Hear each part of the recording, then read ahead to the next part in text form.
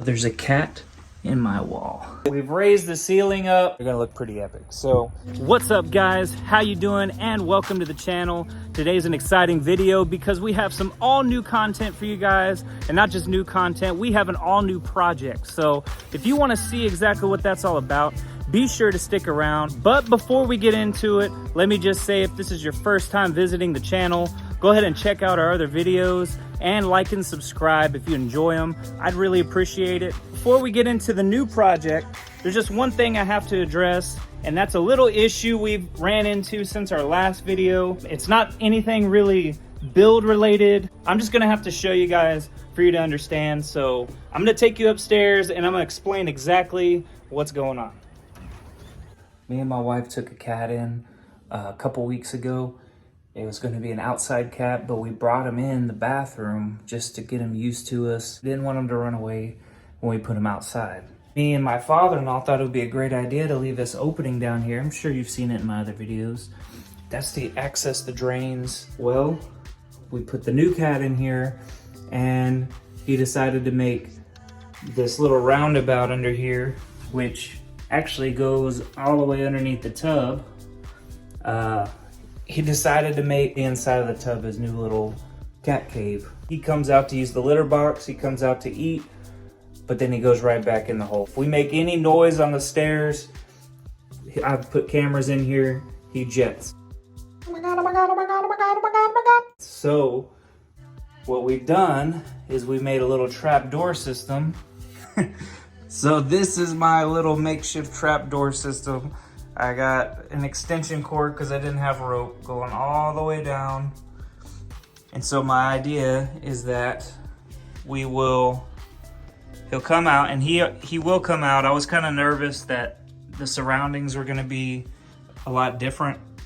But he came out with this setup, so he's used to it, I guess. He wasn't too nervous about it. So next time when the camera's on and I see him come through this hole and he starts eating, I can safely untie this extension cord, which runs all the way down to the bottom of the stair rail.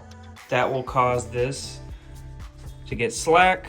It will drop down just like a trap door system, and then he shouldn't be able to get back in. And then I can come up here and trap him, put him in his little crate. We're gonna get him out because it's not healthy for him to be in there. He needs to be running. He needs to be catching mice, doing exactly what I was hoping he would do with our other cat. All right, so we're not gonna let a rogue cat stop us. We're gonna continue doing our video. Guys, let's get back at it.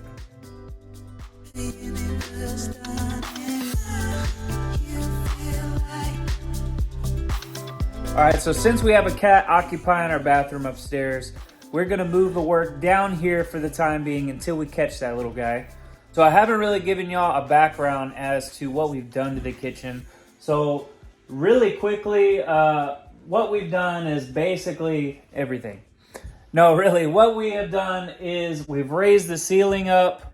The ceiling used to be 7 feet, which is the height here, all the way across. So we raised everything. We repiped and plumbed everything, and we added the can lights. This used to be a hallway over here where this pantry is now. And this, because our master bedroom right now used to be the dining room. So we moved the master from upstairs to downstairs, and we converted or opened up this kitchen. We took out, it's kind of messy on this side, but there was a wall. There was an L-shaped wall here that went to the other side of the kitchen and just closed the kitchen off to the rest of the house. While I'm talking about the kitchen, I want to give a shout out to my father-in-law. He showed me how to do a lot of this stuff and kind of guided me through it, helped me out with the construction process. So I want to give a big thanks to him, and also my brother-in-law. He came down, he helped tear out the old ceiling and hang sheetrock, so I really appreciate their help. So all these cabinets on this side, besides these two blue ones here, are brand new. We got these all from Home Depot. We had to relay out the space. So we were kind of experimenting with this color. We ended up deciding to go with more of a blue. So like a dark blue. So we're gonna see how that ends up looking. But actually, these cabinets hanging on this side used to be over here. There was no cabinets on this side whatsoever. Since we removed that wall, we closed up the pantry, we closed up this. So since there's no more hallway here, we were able to hang cabinets on this side. We took all the cabinets off over here. Like I said, we're gonna do floating shelves. So that's gonna be the future of that. We are gonna be going with a two-tone. So the blue is gonna go at the bottom, the dark blue color we have.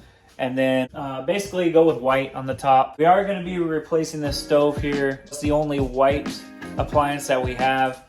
Everything else is stainless. I used to have a white microwave, but I totaled it because I set it on top of the ladder and I bumped the ladder and, well, it was history. Well, we went ahead and got a new microwave, new sink we've already installed, and new faucets, everything stainless, new dishwasher.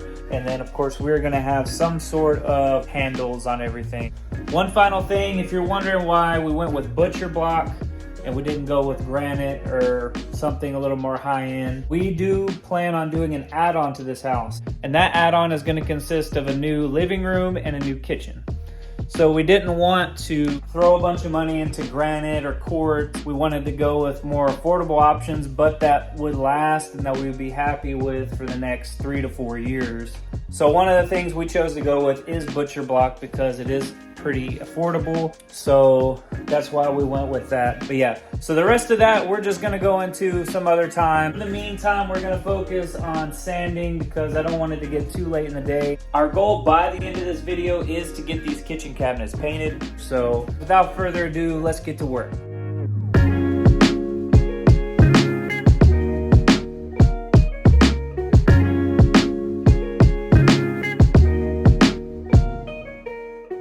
So we ran into a little bit of technical difficulty with the camera. Didn't get me actually taping off or sanding the cabinets, but that's not a very enjoyable process anyway, so you didn't miss much. So we sanded the blue cabinets really well.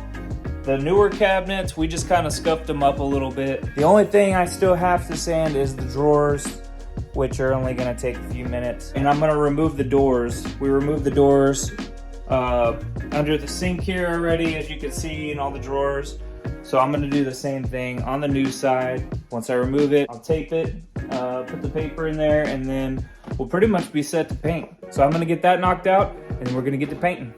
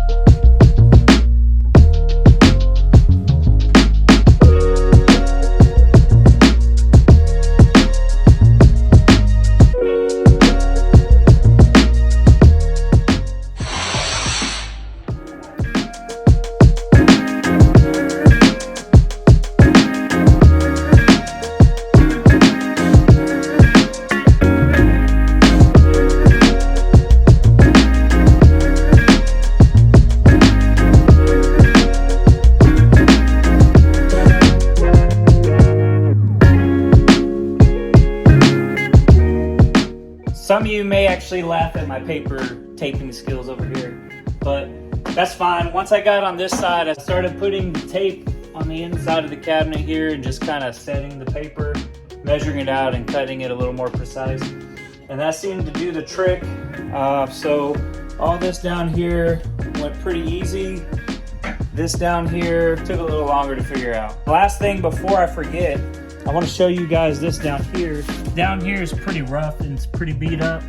I have some of that 1/8 inch plywood up there that's left over from another project. My shiplap project, if you haven't watched that, you should check that out because there's only like 3 videos on the channel. So what are you waiting for? So what I think I'm gonna do is After I paint all these, maybe in the next day or two, I'm going to take one of those extra pieces I have, rip it down on the table saw about the width of that. And since it's only 1/8 inch thick, it shouldn't affect your foot clearance underneath the cabinet. So that pretty much covers this. I have a few drawers to sand, a few more pieces of hardware to take off, and then we'll be ready to mix our paint.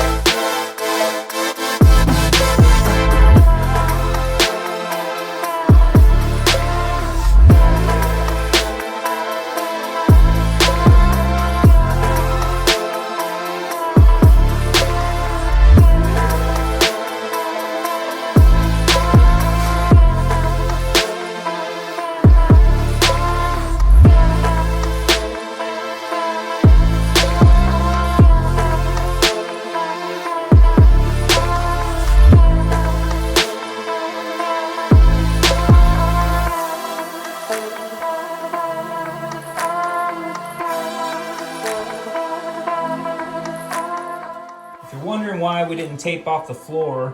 Of course, the subfloor isn't going to be seen. We're going to be putting in new flooring over it, so it's not a big deal. We're also going to be taking care of the tile in a future video, so it's not hurting anything to get any paint on it.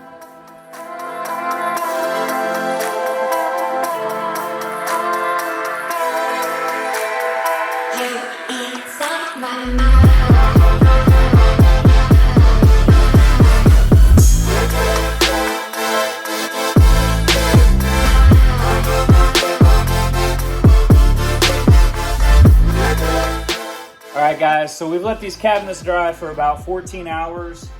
I've been looking over everything. Everything looks great. I don't see any flaws except for one, and I'll show you that one in a minute. It looks like our corners are good. We got inside. There may be a few touch-ups here and there, but for the most part, everything should be ready to throw the hardware back on the doors. The one issue that I did find, and I don't know if it's because they're just cheaper cabinets. These cabinets were purchased at Home Depot. It's just one drawer. I had an issue with it before. The surface of the front of the drawer was delaminating. They are a particle board that's pressed. So I think the front, it's wood, but it's like a real thin layer of wood they probably glue on the front just to give it the wood grain. I did have an issue when we bought them, peeling up in the corner, and I put wood glue and I put clamps and everything. So I thought the issue was fixed. However, when we painted them, it started delaminating again. The rest of the cabinets on this side, like I said earlier, are all new.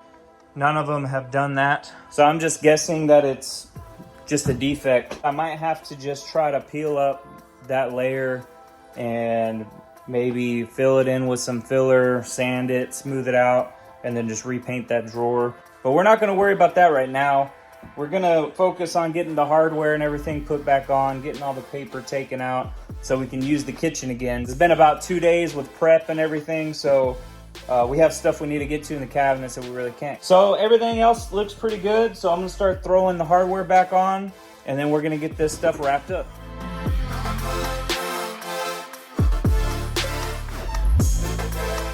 I got the first door put in, and I just wanna show you guys this real quick. Guys, look at that. Would you look at this? Look at how clean that hardware is because we removed everything the right way. Now, if you're looking at painting your cabinets and you don't want to take the hardware off, or you think it's just too whatever it is, take the hardware off, especially if you're gonna take the time and spray your cabinets. You already have a ton of prep work you gotta do anyway. Go ahead, take the hardware off. This is the result right here. The payoff is huge. If you're trying to tape around all this and you think that's gonna be good enough, I'm telling you, nothing is gonna be like just removing it entirely. It looks like we ordered the cabinets already painted and that it just came from factory like that. So I'm totally glad I made the decision to remove the hardware. Makes it look like $1 million. Anyway, I'm gonna jump back on putting these Anyway, I'm gonna jump back on getting these doors and drawers put in, and then I'm gonna show you guys what it looks like.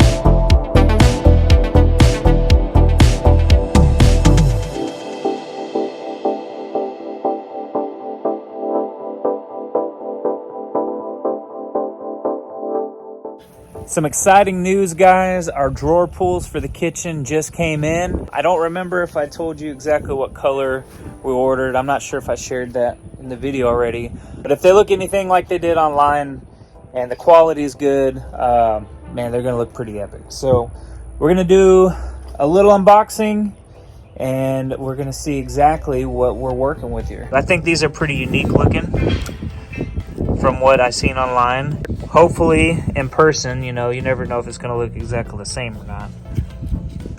All right, on three, ready? 1, 2, 3. Bam! Look at that. I don't know if the camera justifies. Let's take it over better in the light, maybe you can see.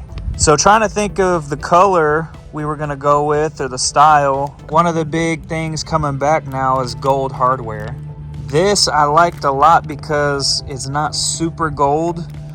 It's a light gold basically, but it also has this gray piece in the middle that looks kind of industrial looking. These handles are really pop on those blue cabinets. I know gold and stainless can go well together, but usually, you may have a gold faucet and you have, gold hardware. But since everything we have is pretty much black or stainless, I felt like just having gold handles would just be a little out of place. So this gray in the middle here, I feel like is a good balance. It kind of blends it well with the rest of the sink and all the other appliances and stuff we have. All right, guys, so let me know what you think. What do you think about these? Do you like them? Do you not like them?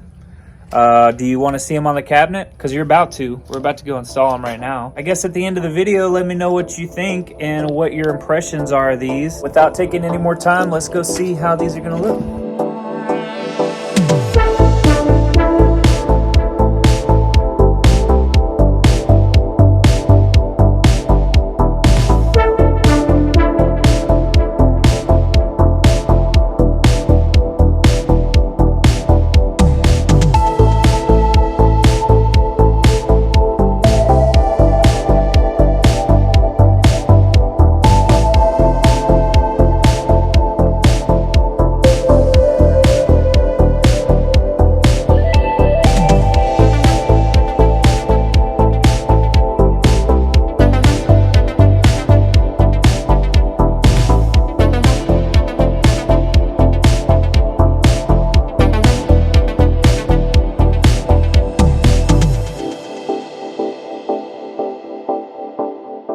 that's going to be a wrap for this one, guys. Thank you so much for watching.